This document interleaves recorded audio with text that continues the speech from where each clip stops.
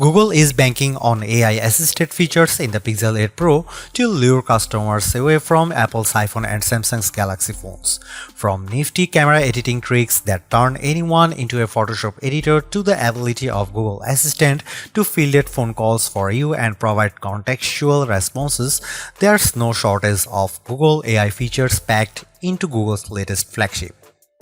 Priority is given to the hardware as well, complete with a new Tensor G3 chip, brighter Super Actual display, versatile 5x zoom camera, and a charming redesign that's sure to get noticed. There's also a temperature sensor exclusive to the Pixel 8 Pro that sort of adds utility to the phone but feels out of place for a phone that's all about convenience. Yet there is lingering feeling in the back of my mind about whether or not this ensemble is enough to justify the Pixel 8 Pro's $100 price increase. At $999 it's still technically cheaper than direct rivals like the iPhone 15 Pro Max or Galaxy S23 Ultra, but it still needs to convince prospective buyers that it's also more valuable than the standard Pixel 8, which costs $300 less. In my Google Pixel 8 Pro review, you will see how Google addresses the biggest concerns about last year's flagship, like its battery life, performance, and display, to find out if there is enough on hand here to make the Pixel 8 Pro one of the best phones released this year. I was really hoping that the Pixel 8 Pro would keep the same $899 starting price as its predecessor, but that wasn't meant to be. While I am bummed that you now need to shell out $999 for the Pixel 8 Pro, it's still technically cheaper than the Galaxy S23 Ultra and iPhone 15 Pro Max, both of which now cost $1,199. Despite the $100 price hike over the Pixel 7 Pro, Google still undercuts many flagships in the Pixel 8 Pro's class. Pre-orders for the Pixel 8 Pro are available right now with general availability in stores and online starting on October 12. In a standard flagship format, the Pixel 8 Pro is available in 3 color options: Obsidian, Porcelain, and Bay. The latter blue shade is the most charming of the bunch if you ask me, but I also like that there are 5 colors option to choose from the Google's official Pixel 8 Pro case. I'm a little annoyed that the base storage option of the Pixel 8 Pro still remains at a 128GB. By comparison, Apple and Samsung upgraded the starting storage option of their flagships, the iPhone 15 Pro Max and Galaxy S23 Ultra, to a more reasonable 256GB. If you need more storage, the Pixel 8 Pro will also be available in 256GB, 512GB and 1TB storage options, costing $1,099, $1,199 and $1,299 respectively. At first glance, I think most people would overlook some of the Pixel 8 Pro's subtle design changes, but the changes make it much better to use in the hand. Its design DNA still doubtlessly comes from the Pixel, evident in its camera hump and metal trim. I am drawn instantly to 2 changes with the Pixel 8 Pro's design. The first involves the phone's new matte finish, which makes it more grippy in the hand. Its slight contrast over the sleeker feel of the glass meets metal construction of the last couple of generations of Pixel phones, so I am delighted by this new change. I am also in love with the bay color option with its lighter bluish hue versus the usual black and white selections. The design choice that makes me skeptical about what's going on here is Google's decision to revert back to a single piece of glass with its triple camera arrangement. I've actually shattered the similar one onto the Pixel 6 Pro, so I was thrilled to see Google addressing it by having 2 separate pieces of glass with the Pixel 7 Pro. Going back to a single piece of glass makes me leery because it makes the cameras vulnerable. I would definitely suggest investing in a camera cover case. Beyond that, the Pixel 8 Pro's design doesn't look radically different. It feels good in the hand, seems solidly constructed, and features the same IP68 rating, all of the qualities I expect in a premium flagship phone.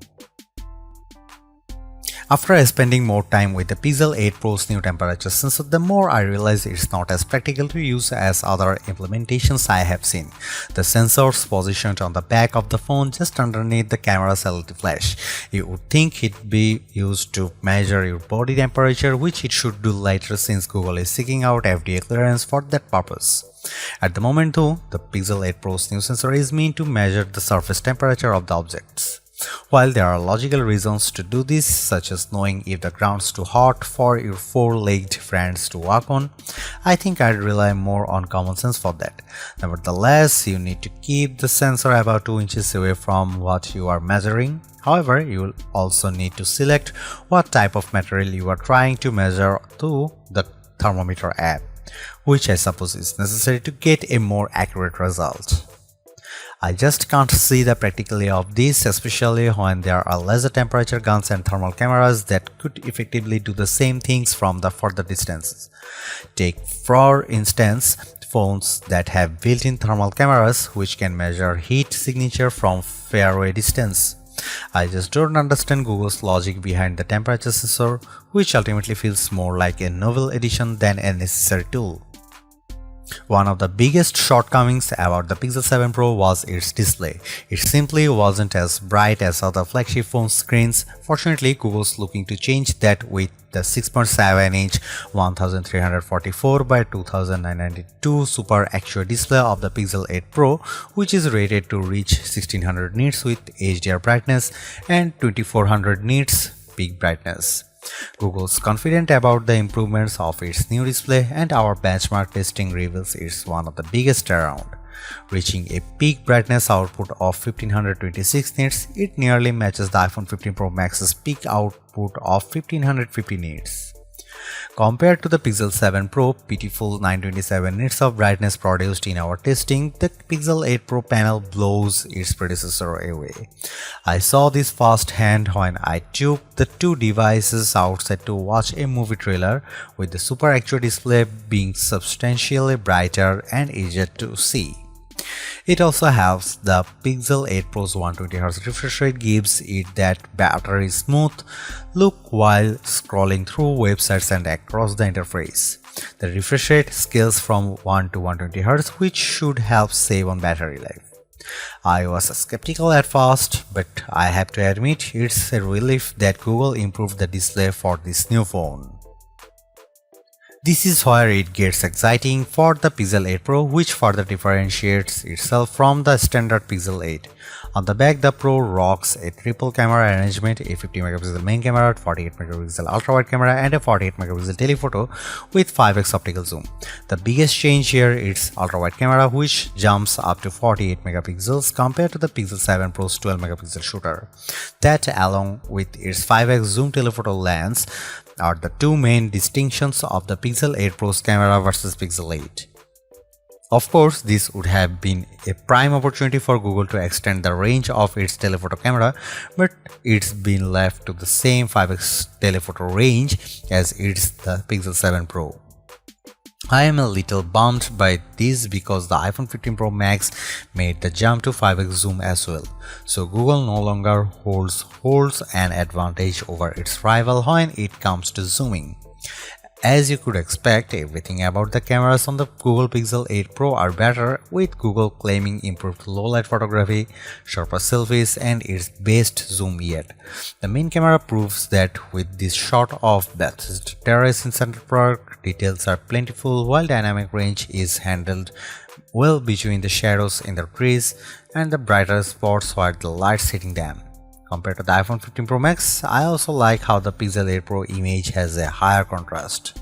Check out the details.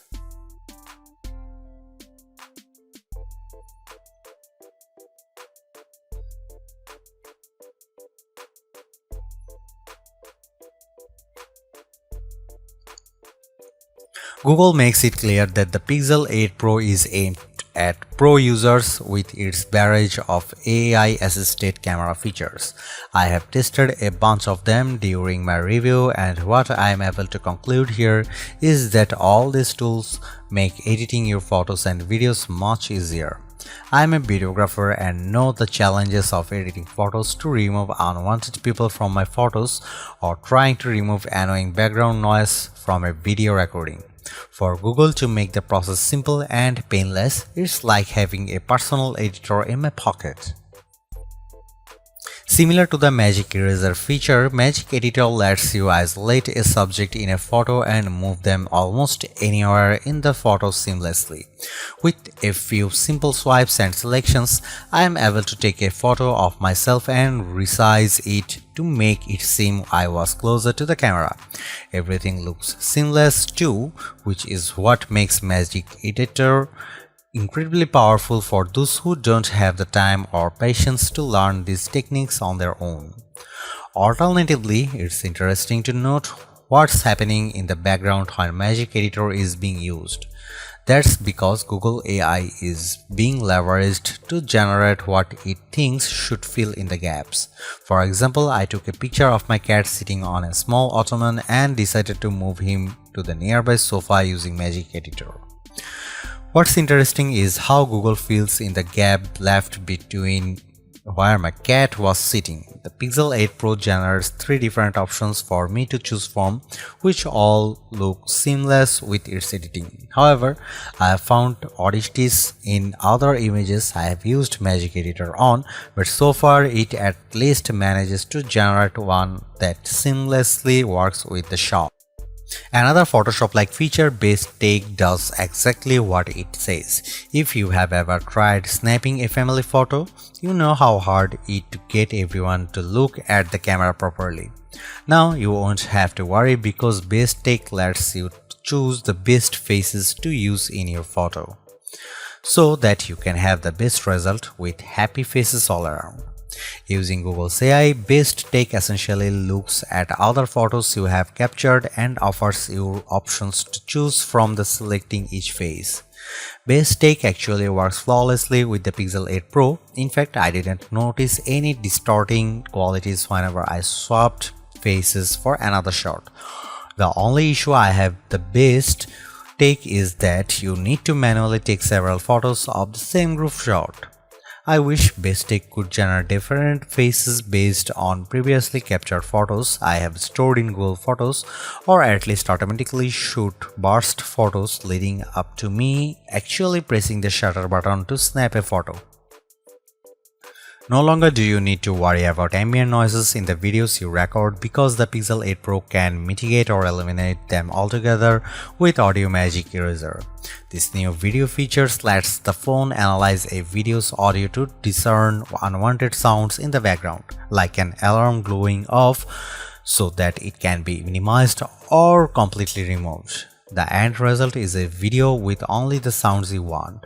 After trying this out on a couple of videos I shot, Audio Magic Eraser proves most effective when there's only one source of background noise. I tried removing the noise and music in the background of a video I was recording in Central Park, but I can hear how the complex sounds in the video makes it more difficult. As a result, the audio isolation tends to distort my narration in the video. I think casual user would find videos tweaked with Audio Magic Eraser acceptable, but I wouldn't use it for any professional work. Video Boost is a feature that will be coming later to the Pixel 8 Pro. It essentially lets user record raw video before uploading it to the cloud for processing. Video Boost offers enhanced color grading and helps to draw out even more details from the video. While it's nice, I am surprised that all of the processing is done in the cloud as opposed to locally with the Tensor G3 chip. Finally, Google brings proper manual controls to the Pixel 8 Pro. I have been clamoring for this for years now, and I actually like how Google makes it suitable for serious users. Now I have greater control with using the camera because I can make changes to common parameters such as the shutter speed, ISO, color temperature, and more. Small details such as focus peaking show how Google's committed to making the Pixel 8 Pro the camera for pro users. It beats having to download a third-party camera app for manual controls, but I really hope that Google can bring these manual controls to video now that photographers can enjoy them. Video recording still tops out at 4K 60fps. I was honestly expecting better given all the hoopla around the power of its Tensor G3 chip. So far, the Galaxy S23 Ultra remains one of the few flagships to offer 8K video recording. Despite this, I appreciate all the other video recording modes that the Pixel 8 Pro has to offer, like Cinematic Pan that adds more stabilization for panning movement. Check out the video sample.